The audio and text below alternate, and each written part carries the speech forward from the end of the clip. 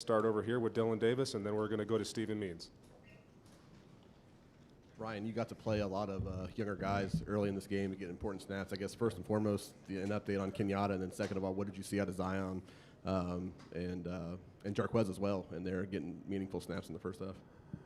Yeah, it was good to see Kenyatta up and moving around, and cheering on supporting his teammates during the game. So we'll take a look at it, but and have an update hopefully soon. But I think to see Zion make a play, Jarquez was in the backfield. I saw Logan make some plays. Every time you're on the field, it's an opportunity, and we're all looking to build trust. And when we put you in the game, the players need to build trust in each other, but you're also building trust in the coaches.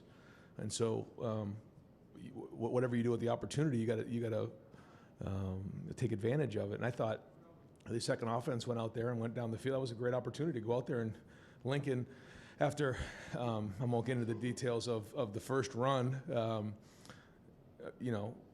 we gave him another opportunity and he redeemed himself, like in Dumb and Dumber, totally redeemed himself. So that was good to see. But I thought, some of those guys, it was good to see them get in the game and then take advantage of their opportunity. Stephen? Ryan, you guys spent a lot of September bringing along Julian slowly to kind of work up to where he was able to show today. Just from what you've seen from him and what he showed today, what makes Julian Sand special as your guys' starting quarterback now? I think you're seeing his confidence improve every week, and how we do it is everything's thought out. Not everything always goes to plan, but we're very deliberate about how we try to bring along our quarterbacks. Sometimes we have to maybe put them in situations that they're maybe not ready for, but when you have a defense like we do right now that's playing the way we do, you can bring them along in a certain way. And you're seeing every week Julian play with more and more confidence, and we wanted to put more on his plate this week. We felt like he had a good week of practice, and I can't say enough about Carnell Tate, Jeremiah Smith, Brandon Ennis, Max Clare. All of these guys are very prideful. All of them want the ball. All of them have expectations. And to see the unselfishness each week of a bunch of guys that just want to win, like that's winning football in a day and age that there's a lot that's going on. I don't think it's even close that Jeremiah Smith is the best offensive player in college football. If it's close, I'd like to know who it is. But when you're a receiver, it's different than when you're a quarterback. And coverage can dictate different things, but Jeremiah just keeps playing over and over again, has an unbelievable attitude. And I know the fans appreciate that, but it's also good to hear, I think, from us coaches, just how he practices every day. And the same thing with Carnell. Carnell's seen Jeremiah do a lot of different things, and now you're seeing Carnell take the next step. But he does that every day in practice. He does a lot of the dirty work. He does a lot of the blocking, and now you're seeing him show up. I thought Max played better. Made some better blocks and made some plays downfield. So he's really coming into his own. But to your point with Julian, I thought some of the throws downfield were very, very accurate. Made good decisions. Again, saw it well. But when you can be accurate underneath and get the ball out quick, but then also down the field, that's when our offense can really be clicking on all cylinders. So we're going to watch this film and see some things that we're frustrated with. We know where we need to go. And got to keep getting better. You keep hearing me talk about that because that's just the way it goes. You have to upgrade every week. But I do think that Julian's confidence is building, and I think his teammates, their confidence in him have continued to build over time. And again, I give the offensive line credit for working and straining to give him time back there. I give the running backs credit for their protection and also the receivers for their work every day in practice, because that's how it works. That's how teams get better. And so we have to continue to recognize that, because it's not normal. And that, to me, is what's going to make the difference for where we need to be. Going to go over here to the right to Spencer, and then onto the left side to Cameron Teague Robinson. You kind of talked about it a little bit with Carnell, but with him having a career day, how important is it for you guys as an offense to kind of remind the defenses that are coming up that you can try to take Jeremiah away, but you can do this? And then can you just talk a little bit about Carnell in general today? Well, I think that's the thing, because someone can say, hey, we're going to put 4 guys on Jeremiah. I mean, you could do it, and and he has to go out there and play. And when you have someone like Carnell and Max and our running backs, who then, and when we get the running game going, then you have to figure out how you want to make these adjustments, and then that opens things back up for Jeremiah. So when you have mature guys who understand that, then that gives you a chance as well. And so we have to continue to communicate that and make sure they understand. But yeah, I mean, when there's more attention over here, it's great to see the fact that we can utilize it over there. When you can't, that's when you're in trouble. And so that's why we have to make sure we're balanced in the end. Go to Cameron Teague, and then right next door to Rob Aller. Ryan, obviously, Brandon had that fumble against Washington, but you guys brought him back and said, you're still our guy. Just your thoughts on the way he did back there as a punt returner, and then obviously you had the throw to Lorenzo that kind of sparked that play, kind of what went into that as well. Yeah, Brandon is a captain. He is a competitor. He's a baller. And nobody was sicker than him about that fumble. If we didn't see the type of play and the attention to detail and the discipline every day in practice, then we maybe would have thought about it, but that was never in consideration. I thought he had a nice return there, just missed maybe breaking it for more. But he's a guy who played quarterback because out of necessity in high school, and we saw something that we liked in Lorenzo.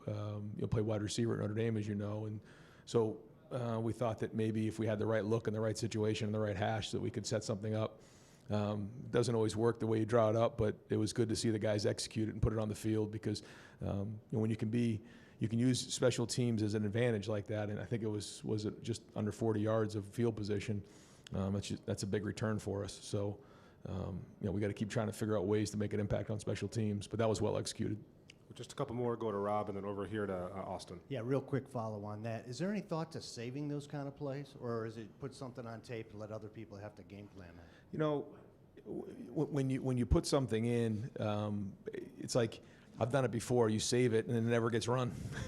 So it's like, I feel like let's come up with something new for the next time. Let's have a couple of these different things that we can go to based on situations because you just never know when these things are going to arise. And we can't worry about the score of the opponent. It's about us. So it's our job as coaches to be creative and keep coming up with things that can help us be explosive. And that's our job. But it's also good to see those guys execute that kind of. It gives them confidence to know that we can do other things. Yeah. Every week there's upsets. You have avoided that for the most part. What's the secret sauce? Well, the first thing is it has nothing to do with our opponents. You've heard me say that before, and I guess it sounds cliche and boring, but it's true. We don't save things for other opponents because maybe we've circled them on it's about our training. And we believe that if we train harder than anybody else in the country and prepare harder than anybody else in the country, that shouldn't matter who we play. And so this year it's been interesting because you start with Texas, and then you have Grambling, then you go Ohio, then you go to Washington, now you're home against Minnesota. All of those weeks should have been the same. How we train should be the same. It's about us. The only people we believe that stopped us is us. And that's the way we look at it. Easier said than done. You have to have a bunch of guys that buy into that and believe in it. And you got to credit the players for showing up regardless of the opponent, week in and week out. And that, to me, is what if you want to be great, you have to be great all the time. Otherwise, you're not great. You're just somebody that shows up every week, and you don't know what you're getting. So that was a message to our team, because it's about an identity, and if your identity is, that you want to be great, that you want to be consistent, that whatever those things are, we have a list of what we want to be. You have to do that every week. Otherwise, that's not who you are. It's just what you can be. And we talk to our guys a lot about that, but there has to be buy-in. And I think our guys do buy into that. Now, it doesn't mean anything. We got to go on the road against Illinois next week. It's going to be a bear. You saw what happened in college football today. You got to bring it every week, and the team that's desperate and the team that's hungry is going to win the game. And it's our job to make sure it doesn't take a loss to make sure we are hungry and desperate.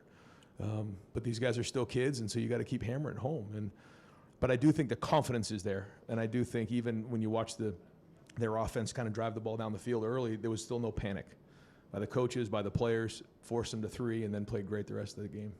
We'll do 2 more. We'll go to Austin and then to Steve Hellwagon, and then we'll bring in Julian Sane. Ryan, when you were talking about desperate and hungry, and you were reiterating that on Wednesday, were you on alert that it was slipping in any way, or I assume that's just something you say all the time, but was that what prompted you to stress it the way you did this? Just always on alert. Always on alert, because I'm sure that I've been coaching now for a while, and just never want to be in a situation where you go into a game and like a game catches you off guard because you felt like you weren't on it, that you weren't hungry and desperate, because when you watch teams that are that way, you see what you get. And so that to me is important to figure out, how do you have that mentality, yet when you keep winning, it's easy to take the problems and the issues and just say, it's not a problem. Like, I'll just say it, like Bo Jackson reaches the ball out on second down, that's a problem. We should not be reaching the ball out. That's going to be a fumble down the road. I'm just going to call it out for what it is. Like, that's an issue. And if the ball is fumbled, then we're in a different situation right now. And so we have to recognize the things that we need to get better at.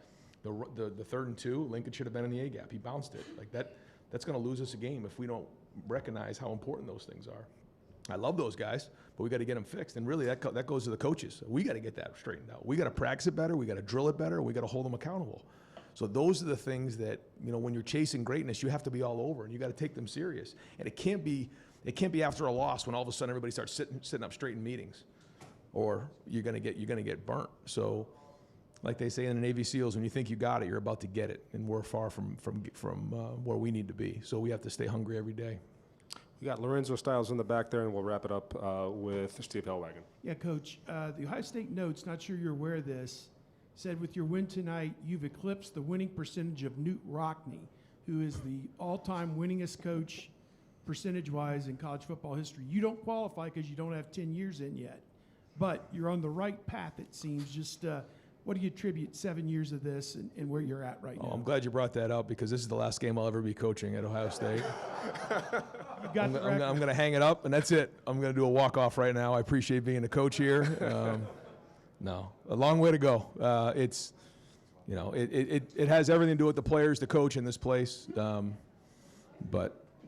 It's when you recognize how long some of those coaches coached, and you recognize, what they went through, and, the seasons and the different changes, you just can appreciate how long they coached. And, some of these seasons here are like dog years at Ohio State, but I'm just fortunate to be here, and I know what the obligation is. I know what the expectation is, and so do these players and coaches. So we'll just keep swinging away.